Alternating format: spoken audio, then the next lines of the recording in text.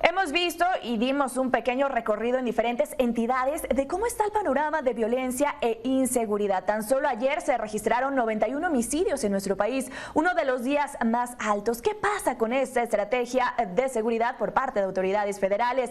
Para hablar más del tema, saludo con gusto al doctor David Saucedo, el consultor en seguridad y analista político. David, muy buenos días. Gracias por estar con nosotros. ¿Qué tal, Beatriz? Qué gusto saludarte a ti, al auditorio. Tus órdenes.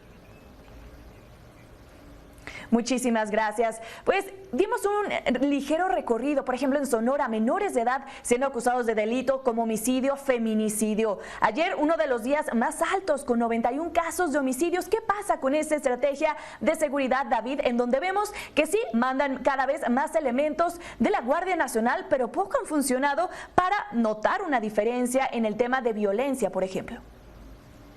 Así es, Lidia, como bien lo señalas, la Guardia Nacional todavía es una corporación en formación, carece de la capacitación para realizar labores de investigación policial.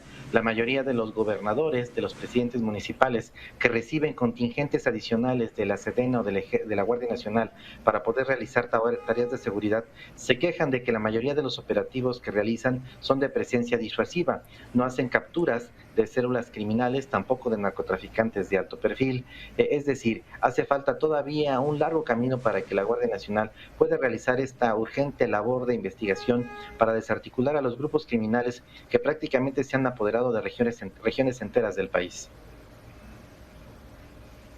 ¿Y qué le falta a la estrategia de seguridad que está utilizando el gobierno federal que hemos visto? Pues no da resultados.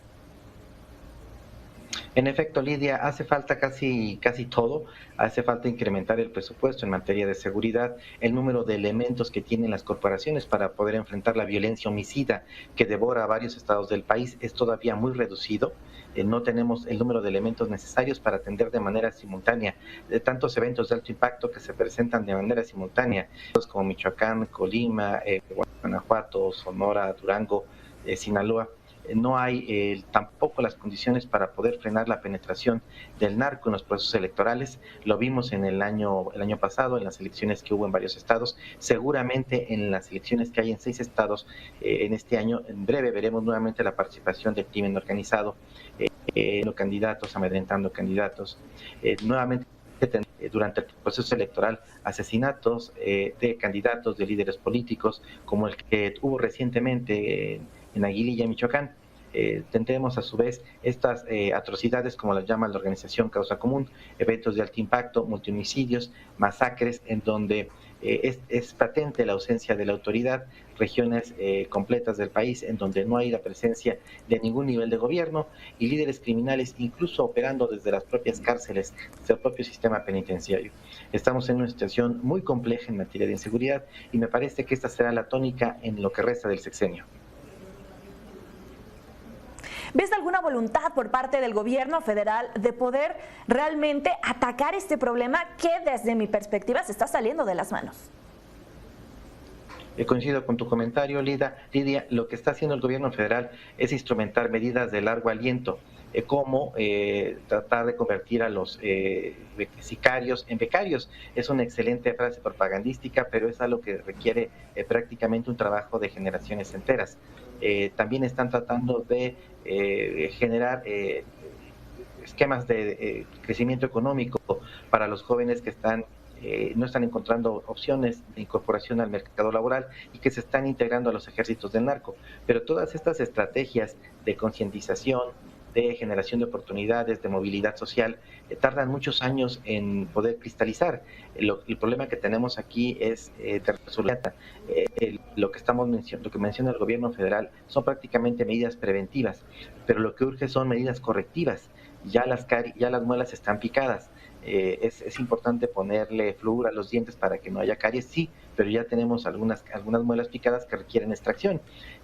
Lo que se requiere es avanzar en otros esquemas de combate al narcotráfico que hemos discutido durante muchos años, como la legalización de algunas drogas. Los fondos que vienen de los Estados Unidos para enfrentar el narcotráfico son insuficientes. También tenemos que explorar algunas medidas como desaparecer las policías municipales. Es imposible que haya corporaciones profesionales en un país que tiene tantos municipios como el de México. Quizás sea difícil establecer una policía nacional única, pero creo que se puede avanzar de manera muy sensata en establecer policías estatales únicas. Todos los estados del país tienen corporaciones municipales que funcionan muy mal. Solo algunas tienen un desempeño excepcional, como la de San Pedro Garza García en Nuevo León, pero quitando esta, prácticamente el esquema de policía municipal que copiamos de los Estados Unidos no funciona. Tendríamos que explorar opciones como las que han desarrollado países de América Latina, como Chile o como Colombia, que han tenido una experiencia más exitosa en el combate al crimen organizado. Y justo que mencionas policías municipales, estatales, yo creo hace falta una coordinación. Veíamos ejemplo y ponías el ejemplo de Michoacán, ¿no? Que incluso la policía municipal no supo cómo actuar y no mandó el aviso a la policía estatal y por eso presumen que no actuaron en el tema de Aguililla, si no me equivoco. Y varios casos se replican sobre que no hay esta coordinación, no cuentan con herramientas, no cuentan ni siquiera con capacitación, David.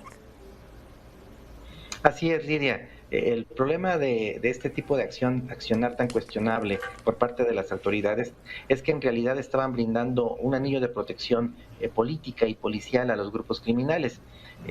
Creo que no se trató tanto de un tema de coordinación, sino un tema de complicidad.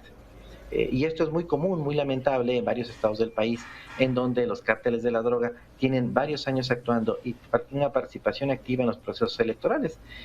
Hay que encontrar nuevas modalidades nuevas estrategias para evitar que el dinero del narco se infiltre en las campañas políticas y a la postre este dinero que se invirtió en procesos electorales sirva para tener bajo control a las autoridades políticas. Ahí me queda claro que en estas regiones de Michoacán son los propios cárteles de la droga los que tienen el control de las corporaciones, tanto de las policías municipales como de los mandos regionales de las policías estatales. De ahí que actúen con este nivel de impunidad y no haya una reacción pronta frente a estos eventos de alto impacto como los que estamos viendo en estos momentos en las pantallas. Así es. Pues muchísimas gracias, David Saucedo. Estoy segura, vamos a seguir comentando el tema de la seguridad y la estrategia más bien de seguridad de autoridades federales en próximos días. Muchas gracias a ti, Lidia. Un abrazo.